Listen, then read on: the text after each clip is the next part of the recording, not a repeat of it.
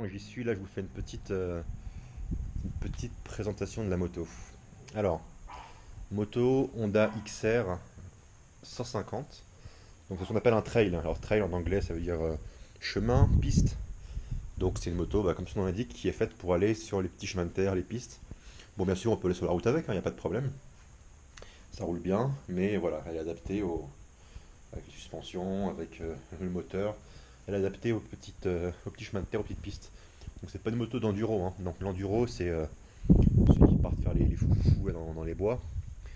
Euh, voilà, c'est pas fait pour rouler à 100 km/h dans le sable ou sur la rocaille. C'est pouvoir se balader. C'est l'équivalent un petit VTT, quoi, un petit VTC. Ça permet d'aller partout. Donc la moto, bon bah rien de particulier à dire là-dessus, hein. Donc c'est tout ce qu'il faut. Ce qui est intéressant, c'est moi ce que j'aime bien, c'est qu'il y a un kick. Alors le kick, vous savez, ça permet de démarrer sans utiliser le démarrage électrique. Alors en Europe, c'est plus trop utilisé. Moi, je trouve ça super parce que quand on est en voyage, comme on l'est maintenant, surtout comme la manière dont je voyage, on peut se retrouver au milieu d'une piste à un moment ou au milieu de nulle part avec la batterie qui est en rate pour une raison X ou Y. Et ben, le kick nous permet de démarrer la moto sans batterie. C'est vrai qu'en France, on a toujours les moyens de trouver un petit coin en ville pour recharger sa batterie ou un voisin, mais c'est pas toujours le cas quand on part dans la brousse comme ça. Voilà. Donc les roues de 17 pouces à l'arrière, 19 devant. Donc c'est intermédiaire. Les trails un peu plus performants des roues de 21. Les motos normales, on va avoir des roues de 17 souvent. Voilà, c'est intermédiaire. Donc c'est plutôt bien. C'est confortable pour la route et puis tout autant pour la piste. Le moteur, donc 150 cm3, ça développe je crois 12 chevaux et demi. Alors c'est pas énorme, mais ça suffit largement. En gros, voilà, le compteur est là. Ça permet d'atteindre. Alors quand je suis tout seul, c'est quoi? C'est 100 km/h en ligne droite à plat, 80 en montée, et puis 120 en descente. Et puis on peut retirer 10 km/h à chaque fois quand on est en duo dessus. Mais voilà, c'est une moto qui est suffisante pour le duo. Donc moi je pèse quoi, 90-95 kg. Euh, donc à deux on est à quelque chose comme 150, plus les bagages, de 165 kg là, en tout. Voilà, donc pour les bagages, tiens, puisque j'en parle, donc certains prennent des top cases, d'autres des sacoches. Moi j'ai opté pour ça, là. C'est une caisse de plastique qui est faite normalement pour transporter des fruits. Donc ça, on récupère ça gratos sur les marchés ou au bord des routes. Ou alors, quand on veut vraiment une, ça peut s'acheter pour 100 pesos, ça veut dire 4-5 euros, quoi. Donc c'est super. Euh, c'est grand, c'est beaucoup plus grand qu'un top case. C'est pas encombrant comme des sacoches. Et puis surtout, ce qui est bien, c'est que voilà, on peut caler des choses qui dépassent. Donc en fait, on peut dépasser la capacité stricte euh, de la boîte et mettre tout ce qu'on veut dedans. Pour maintenir, moi je mets des tendeurs par-dessus. Donc je vous montrerai ça une autre fois, là, quand on aura chargé la moto. Je mets des tendeurs, et là, ce que vous voyez là, c'est la technique du système D, c'est un sac plastique, sac poubelle, quoi, qui permet, lorsqu'il y a de la pluie, on recouvre les bagages avec le sac poubelle. Donc certains diraient que ça fait un peu... tiens, une petite bête, là, petit papillon de nuit. Ça fait un peu gueux, quoi, mais c'est vrai, remarque. Mais bon, c'est gratuit, et puis c'est tout aussi pratique qu'un truc qu'on allait payer 100 ou 200 euros étanche et super grand. Voilà, ça c'est gratuit. Ça marche tout aussi bien. Donc je sais qu'il y en a qui aiment dépenser 200 euros pour le style, ou plus même. C'est chacun son trip. Moi avec 200 euros, je vis 2 semaines tout compris au bout du monde. Voilà, chacun ses priorités. Voilà, ça pareil. Donc la caisse elle tient avec des serflex, des cinches, je crois qu'on appelle ça ici. Donc voilà, ça tient et puis vous voyez ça tient bien, hein. pas de problème. Voilà, bon, pas de problème. Je vous montrerai ça chargé tout à l'heure. Pour la moto, donc le kick, la vitesse, j'en ai déjà parlé. La puissance, bon, je pense qu'on va un peu galérer quand on sera dans le sud, là, dans les Andes. Parce que là, quand on était sur le mont Orizaba, là, vers 3500 mètres d'altitude, avec le manque d'oxygène, ça commençait un peu à en monter, on devait rester en première, quoi. Alors je me dis que dans les Andes, quand on va être à 2 et puis à 4-5 mm d'altitude, ça va peut-être poser problème. On verra, on verra bien. On n'est pas là, on est encore à 15 000 km des Andes, donc voilà. Que dire d'autre? Bah rien, hein, c'est une moto basique sinon. Démarreur, frein, huile, plein phare, klaxon. Si, ça, c'est un peu original. Donc ça c'est, vous voyez en fait la selle elle est là, hein. La selle elle n'est pas comme ça, la selle est là. Et ça c'est un protège selle. Donc qu'est-ce que ça permet? Ça permet en fait, en cas de chaleur, comme ça peut être le cas au Mexique quand on n'est pas en montagne, bah, les selles sont brûlantes. Du coup grâce à ça, on se brûle jamais ni les fesses ni les cuisses là sur une selle brûlante. Parce que voilà, on est toujours au frais. Et puis moi je trouve ça assez ergonomique et puis assez joli, c'est plutôt esthétique. Donc je trouve ça super. Donc la moto, elle a coûté combien? La moto, elle a coûté 46 000 pesos. Alors 46 000 pesos, il y a un an et demi, ça valait 1820, 1830 euros. Il y a un an, ça valait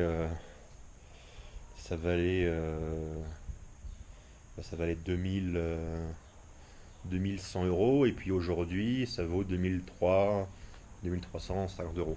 Alors pourquoi? Parce que l'euro baisse et puis le pesos mexicain prend de la valeur. Donc il y a un an et demi, pour 1 euro, on avait 24-25 pesos. Aujourd'hui, pour 1 euro, on a 19 pesos 30, 19 pesos 50, plus ou moins 20 pesos, quoi. Voilà. Donc, pour ce prix-là, au Mexique, on peut avoir, enfin, même, je veux dire, pour moins cher, on peut avoir des motos du même type, de la marque Italica ou d'autres marques, comme Vanto, qui seraient des motos de 250 cm3, donc avec plus de puissance. Ça peut être un choix. Normalement, voilà, Honda, c'est plus cher, mais c'est fiable. Ça a fait ses preuves là depuis longtemps. Et puis, surtout là, comme le voyage, euh, bah, c'est le Mexique, et puis ensuite on descend jusqu'en Argentine. Donc les motos comme Italica ou Vento, c'est-à-dire les marques qu'on trouve au Mexique, on va pas forcément trouver des concessionnaires sur la route. Alors que Honda, en plus d'être fiable, c'est une marque très internationale. Du coup, on pourra trouver sur tous les pays là, du trajet un concessionnaire Honda, si on a besoin de pièces, si on a besoin de faire les révisions. Enfin voilà, on pourra toujours trouver quelque chose qui pourra. Enfin, je veux dire, une tienda. Enfin, j'en parle mon français à force de parler espagnol. Enfin, une boutique, un magasin, un garage, voilà. Un garage officiel. Pour le prix, donc les révisions qui se font toutes les 4000 km, ça coûte 350 pesos, plus ou moins, donc ça fait un peu moins de 20 euros. Ça comprend un changement d'huile et puis il vérifie tout. Sinon, un changement d'huile simple, comme j'ai fait hier, là, parce que je sentais que Fallon en avait besoin, ça m'a coûté 200 pesos, ça m'a coûté 10 euros, main d'œuvre comprise, chez Honda, avec l'huile Honda. Voilà, donc ça coûte pas très cher. Voilà, la consommation de cette moto, c'est environ 2 litres au 100 quand je suis tout seul dessus et que je vais pas trop vite. Quand on est à 2 ou que je suis un peu là sur la piste, ça peut monter à 2 litres 5, 3 litres. Voilà, au 100. Donc, disons 2 litres 5 en moyenne. Bon, allez, disons 3 litres pour aller au gros. Euh, le prix de litre d'essence ici, c'est 1 euro. 1 euro le litre d'essence. Donc, on est à peu près à 100 km pour 2,50 €, 3 euros. Ça veut dire pour 30 euros, on fait 1000 km. Pour 300 euros, eh ben, on fait 10 000 km. Voilà. Donc là, les 20 000 km de voyage, on peut compter 600 € de carburant. Ce qui est quand même, ce qui est quand même génial, c'est vraiment pas cher. Et voilà, l'avantage que ça a par rapport à d'autres moyens de transport comme l'avion ou le bus ou le train, bah, c'est que là on peut vraiment aller partout, on n'est pas limité aux lignes de transport. Voilà. Bon, sinon voilà, ça passe partout, ça freine bien, ça accélère bien si on n'est pas pressé, si on n'a pas besoin d'aller à 150 km/h, bah, ça suffit largement. On est facilement à 100 km/h. Donc voilà, moi j'ai pas vu de, voilà, à part les limites en montée et surtout en altitude quand on est dessus, voilà, je vois pas vraiment de problème à cette moto, surtout pour le prix. Voilà, moi, ma moto là, de rêve, on va dire, celle qui pour moi remplirait tous les critères, ce serait la Honda CRF 300L, pour ceux qui connaissent. C'est à peu près comme ça, hein, un peu plus gros, ça a 26 chevaux, 27 maintenant je crois. Donc voilà, ça permettrait d'éviter les petits coups de puissance en montagne ou en montée quand on est en duo. Mais voilà, mais bon, ça c'est très bien quoi. Enfin, on peut vraiment aller partout avec. Pas besoin de plus. On peut vouloir plus, mais il n'y a pas besoin quoi. Donc dites-vous qu'avec des motos comme ça, même plus petites, hein, on peut faire le tour du monde en fait, hein, tout simplement. Donc là, pour l'instant, la moto, elle a quasiment 7 000 km. Donc c'était l'exploration des états de Oaxaca, du Chiapas. Là, on a remonté, bah là, on est dans l'Hidalgo là en ce moment. Voilà. Et puis on va encore faire 4 5 000 km au Mexique là. Et puis ensuite on partira. Voilà, c'est hein, carburateur, il n'y a pas d'injection là-dessus. Ça a ses avantages, ses inconvénients. Un peu moins performant qu'une injection, mais ça peut changer partout. Voilà, donc pour les trips un peu. Pardon, pour les trajets, les voyages un petit peu hors de sentier battu, je trouve qu'un carbu c'est beaucoup plus facile à changer en cas de problème. Certains diront que ça peut tomber en panne plus facilement, c'est vrai aussi. Bon, voilà, chacun son truc. Euh, voilà, voilà. Bah, j'ai rien de plus à dire là-dessus. Là, ça fait quand même déjà 12 minutes que je parle. Donc voilà, si certains d'entre vous ont des questions sur quoi que ce soit, sur des choses que j'aurais oubliées, n'hésitez pas à dire ça là, en commentaire. Moi, je vous répondrai sans souci. Voilà, voilà. Et ben, et ben c'est tout. Ah oui, petit autre avantage avant que vous quittez. Petit avantage de la moto, autre, mais c'est aussi un avantage de la voiture, d'acheter une moto, c'est qu'il y a le prix de l'achat, donc là 2000 € plus ou moins, suivant le cours des monnaies, mais contrairement à d'autres moyens de transport qu'on paye, et puis c'est tout, bah là on paye et après on peut revendre la moto.